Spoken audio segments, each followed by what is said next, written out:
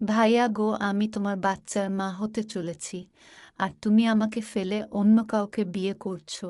এমনটা হতে পারে না, তুমি আমাকে ঠকাতে পারো না। বন্ধুরা, গল্পটি শুরু করার আগে একটা কথা বলি, তোমাদের জন্য অনেক কষ্ট করি। তোমরা কষ্ট করে চ্যানেলটা সাবস্ক্রাইব করো। কথাগুলো একদমে বলে হাঁপাতে লাগলাম। আমার কথা শুনে উপস্থিত সবাই ইতিমধ্যে আলোচনা শুরু করে দিয়েছে। বিয়ে বাড়ির সবাই চোখ বড় বড় করে আমার দিকে তাকিয়ে আছে। বিশেষ করে তো কি ভাইয়ার মুখটা একদম দেখার মতো। নিজের নামে এত বড় অপবাদ পেয়ে স্তব্ধ হয়ে রয়েছে। আমি এক পল ভাইয়ার মুখের দিকে তাকিয়ে আবার কান্না করতে করতে বললাম, তো কি ভাইয়া, তুমি আমাকে ঠকাতে পারো না। তুমি কি ভুলে গিয়েছ আমাদের বিয়ের কথা? মেঘা আমার কথা শুনে তো কি ভাইয়ার আম্মু অর্থাৎ আমার মা মামাকে ধরে বলে উঠলেন, সত্যি বলছিস মা? আমি কি সত্যিই দাদি হতে চলেছি তোকির মা? হ্যাঁ মাম, আমি সত্যি বলছি। কিন্তু তোমার ছেলে স্বীকার করেছে না কেন? কেন আমার সন্তানকে স্বীকার করছে না ও? মামি, আমার বাচ্চার কি হবে? আমি ওকে নিয়ে কোথায় যাব? আমি মাহিমা জেবিন মেঘা সবে মাত্র ক্লাস 10-এ পড়ি এখনো। আমার বয়স 8 বছর হয় প্লাস। আর যাকে আমি স্বামী বলে দাবি করছি তার নাম হলো আবিদ রাহমান ত্বকী। সম্পর্কে আমার মামাত ভাই, দেখতে মাশাল্লাহ যেমন ঠিক তেমন তার বাজে ব্যবহার। ভাইয়া একজন ডক্টর, মানুষের সেবা করে তার মন ভরে না, তাই প্রতিদিন আমাকে পড়াতে যায়।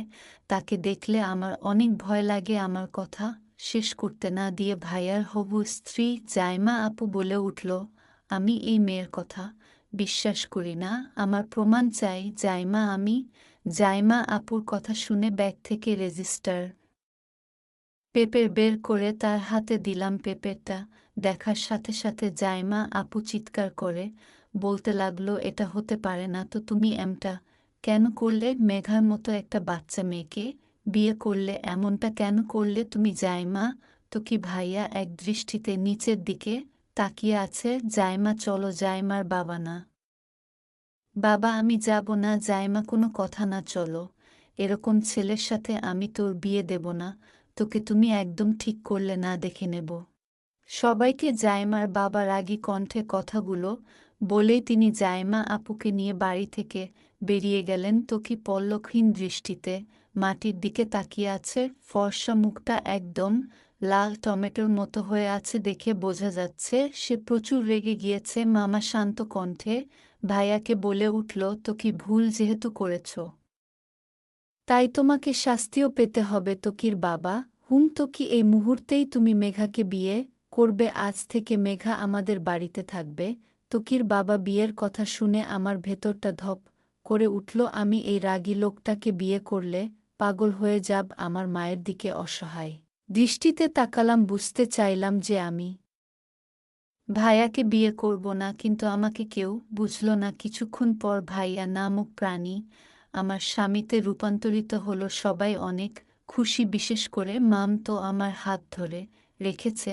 মামিকে আস্তে করে বলে উঠলাম, মামি গো, আমার না প্রচুর ভয় লাগছে। মেঘা, আরে পাগলি, ভয়ের কিছু নেই, তুই নিশ্চিতে থাক। তোকির মা কিভাবে আজকে ভাইজান নিশ্চয়ই আমাকে শেষ করে ফেলবে। মেঘা, আমি থাকতে তোর কিছু হবে না।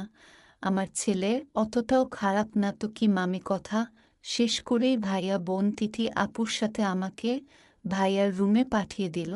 আপু খুবই খুশির সাথে বলে উঠল, জানিস মেঘা, আমি তোকে ভাইয়ার বউ হিসেবে চাইতাম, কিন্তু কাউকে কিছু বলতে পারতাম না, কারণ তুই ভাইয়ার চেয়ে অনেক ছোট। আজকে না আমি অনেক খুশি তিথি, সত্যি মেঘা। হ্যাঁ রে বোন, আজকে থেকে তুই আমার ভাবি। আচ্ছা, আজকে যে তুই প্রেগন্যান্ট এর কথা কেন বললি? তুই কি প্রেগন্যান্ট? তিথি আপুর কথা শুনে আমি খিলখিল করে হেসে দিয়ে বললাম, মেঘা তুই থাক, ভাইজা আসার সময় হয়ে গিয়েছে। আমাকে দেখলে আবার বকা দিবে। আমি চলে যাই, তোর থেকে অনেক কিছু জানার আছে, সকালে জেনে নিব। তিথি বলেই আপু চলে যাওয়ার জন্য পা বাড়াতেই আমি খপ করে আপুর হাত ধরে বলতে লাগলাম, আপু যেও না, আমি তোমার সাথে থাকবো, প্লিজ তোমার সাথে নিয়ে চলো। মেঘা, কেন রে? তিথি, দেখ আপু, আমার আনইজি ফিল হচ্ছে। আগে যখন তোমাদের বাসায় থাকতাম তখন তো তোমার সাথে থাকতাম তাহলে এখন কিভাবে ভাইয়ার?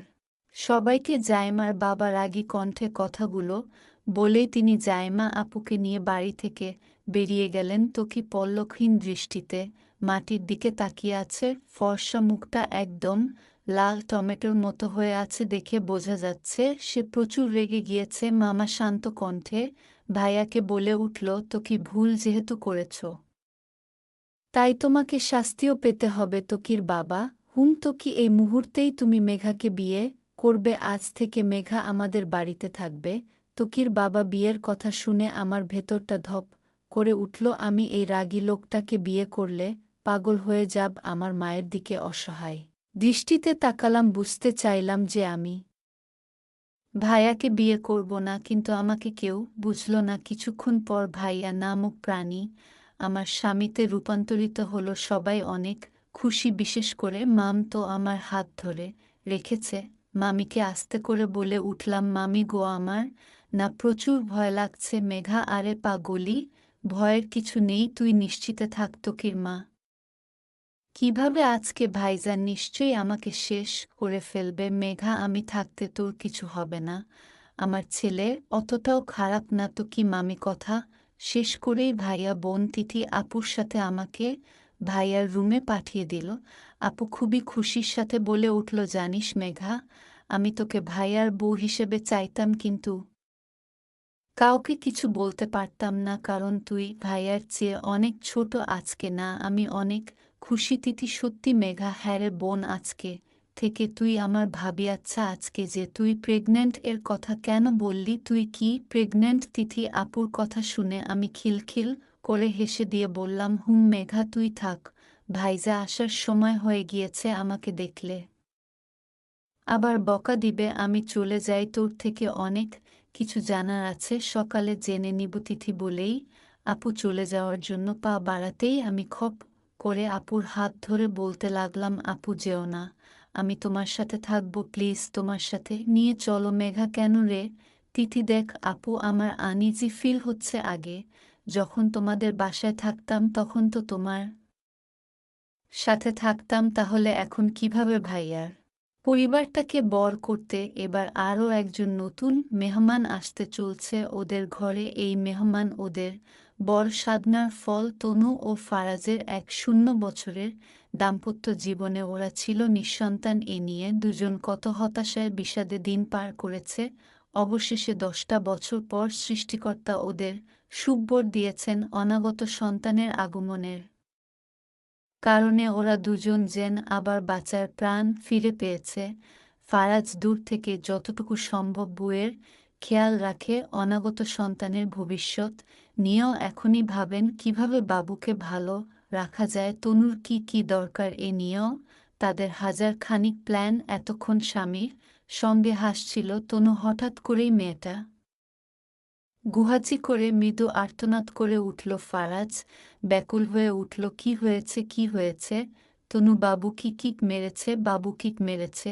খুব দুষ্ট হবে আমাদের বাচ্চাটা, ব্যথা লাগছে জান, বেশি ব্যথা, বেশি কষ্ট হচ্ছে? তোমার স্বামীর ব্যাকুল কণ্ঠস্বর শুনে মৃদু হাসল তনু, তার চোখের কোণে জল, মুখে স্বচ্ছ হাসি। সে সেভাবেই উৎফুল্লতার সঙ্গে জবাব দিল, শোনো ফারাজ, পেটের মধ্যে বসে আমার বাচ্চাটা যখন আমায় কি মারে, আমার ভয়ঙ্কর কষ্ট অনুভব হয়, তবুও মা হওয়ার মাঝে অদ্ভুত এক সুখ। তুমি যদি আমার সাথে থাকতে আমরা দুজন এই সুখটুকু ভাগাভাগি করে নিতাম গো। অসুস্থ বুয়ের কথা শুনে মুখটা মলিন করে ফেল ফারাজ। বুকে সে কেমন করে বুঝাবে তারও যে ইচ্ছে করে এই সুখটুকু কাছ থেকে অনুভব করতে, কিন্তু উপায় কয়। 6 মাস হলো বাড়ি থেকে ছুটি কাটিয়ে এসেছে ও, 1 বছর না হলে পরবর্তী ছুটি কোনোভাবেই সম্ভব নয়। চাইলেই কি পাওয়া যায় সব? ওই যে মধ্যবিত্ত পরিবার, মধ্যবিত্ত পুরুষের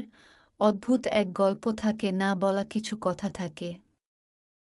এটাও না হয় থাক। ফারাজ নীরবে দীর্ঘশ্বাস ছাড়ল। এই দীর্ঘশ্বাসের মধ্যেই লুকিয়ে ফেল তার অপূর্ণ সব ইচ্ছে, অপূর্ণ সব চাওয়া। সকাল 10টা, পানির কলকল শব্দে ঘুম ভেঙে যায় তনুর। ফজরের নামাজ পড়ে ঘুমিয়েছিল সে, সারারাত ঘুমতে পারেনি। শেষ রাত অবধি স্বামীর সাথে দারুণ একটি সময় কাটিয়েছে তনু। দুজন রাতে নানান রকমের আলোচনা করেছে। তাদের অধিকাংশ কথাই ছিল বাবুকে নিয়ে। বাবু হওয়ার শেষ সময় নানাবিধ সমস্যা, যার ফলে শেষ রাতেও ঘুমাতে পারেনি তনু। তার আরামসে ঘুম হলো ফজরের পর, কিন্তু একই ঘুম ভাঙতেই আতঙ্কে জ্বরসর হয়ে উঠল তনু। বাইরে ঝুমবৃষ্টি, ঘরের ভেতরে পানি, বাইরে পানি, চারপাশে কেবল পানি আর পানি। একতলা দালান ঘর ওদের। কই, যখন ঘুমিয়েছে তখনও তো পানি ছিল না। আচ্ছা, হঠাৎ এত পানি আসলো কোথা থেকে? কোথায় যাবে তনু? বাড়িঘর তো সব ডুবে যাবে বৃষ্টি পানির মধ্যে। সে কেবল একা দাঁড়িয়ে। তনুকে সাহায্য করার মতো চারপাশে কেউ নেই। কে বাঁচাবে তনুকে? কে বাঁচাবে তনুর অনাগত সন্তানটাকে? সবাই যে আজ চরম বিপদের মধ্যে দাঁড়িয়ে। ওপাশের হাসুর বাপ পানিতে ডুবে মারা গেছে। পাশের বাসার মোতালেবের ঘরটা ভেঙে গেছে। তনু নিরুপায় হয়ে কেঁদে উঠল। বুড়ো শাশুড়ি মা কল করছিল বহুবার, সে শুনতে পায়নি। পাশের বাড়ির ভাবিও হয়তো ডেকেছিল, কিন্তু কিছুটি শোনেনি। আজ তনু নিরুপায় হয়ে চিৎকার করে উঠল, ইয়া আল্লাহ! সময়ের সাথে সাথে পানির চাপ কেবল বাড়ছে। অসুস্থ তনু অসহায় চোখে কেবল তাকিয়ে রইল। কাউকে ফোন করবে, নেট নাই, কাউকে ডাক দিবে, আশেপাশে মানুষ নাই। আহারে, আজ যদি ফারাজ তার কাছে থাকত! তনু নিজের ভরা পেটে হাত রাখল। ফোলা পেটটাই তার অনাগত সন্তান। মুহূর্তেই তনু একটুখানি শক্তি পেল। তার সন্তানকে বাঁচাতে হবে, পৃথিবীতে আনতে হবে। এখানে বসে থাকলে তো সে পানিতে ডুবেই মরে যাবে। ঘরের মধ্যেও যে এখন কোমর সমান পানি।